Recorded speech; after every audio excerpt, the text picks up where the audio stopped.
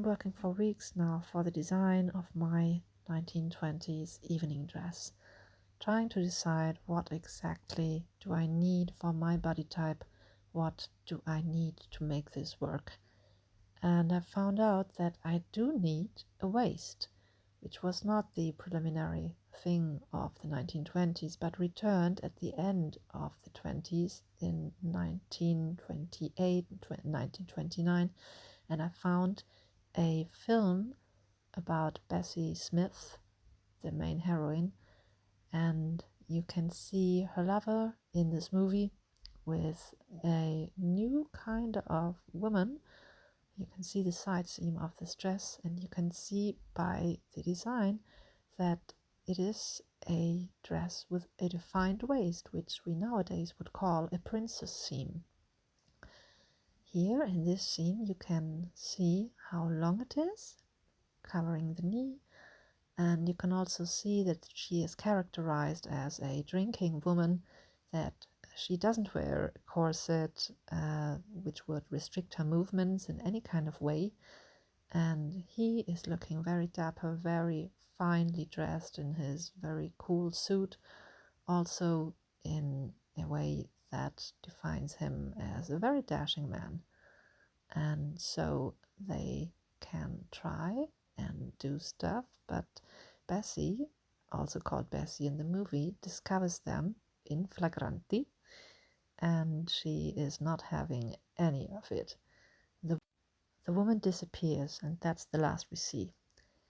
The colors should be very warm, I think, and they should be very gentle and very welcoming, but the idea of fire just stuck with me, and so I began sketching and sketching. There must be about hundreds of these sketches for this dress already in my notebook, and I am not growing tired of it.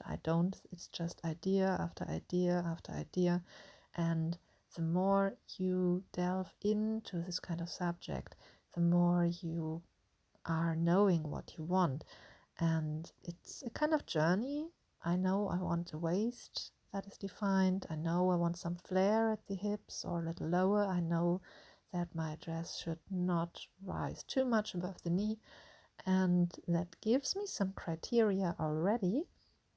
And I also want to have the idea of fire in this dress, so I'm trying to combine all of this with my little drawing attempts, and I'm just sketching out my ideas, and this is one of them.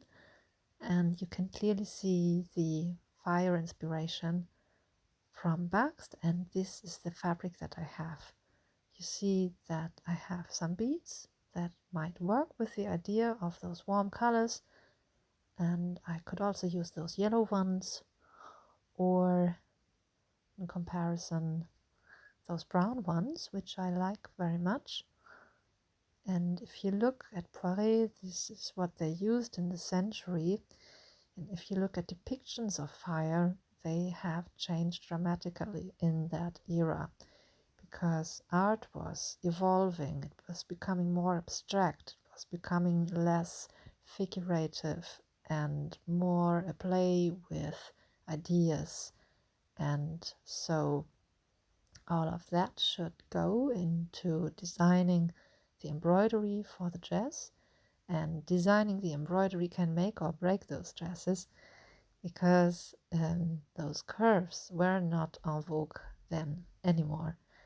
An abstraction of the fire would be those arrows pointing upwards, or those very irregular lines, and I would like to have them in red preferably, or other warm colors.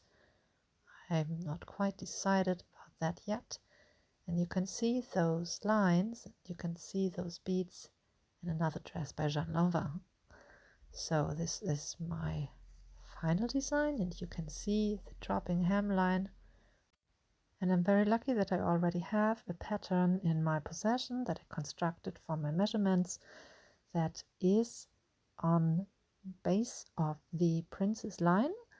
That is a feature of the dress that I want to make.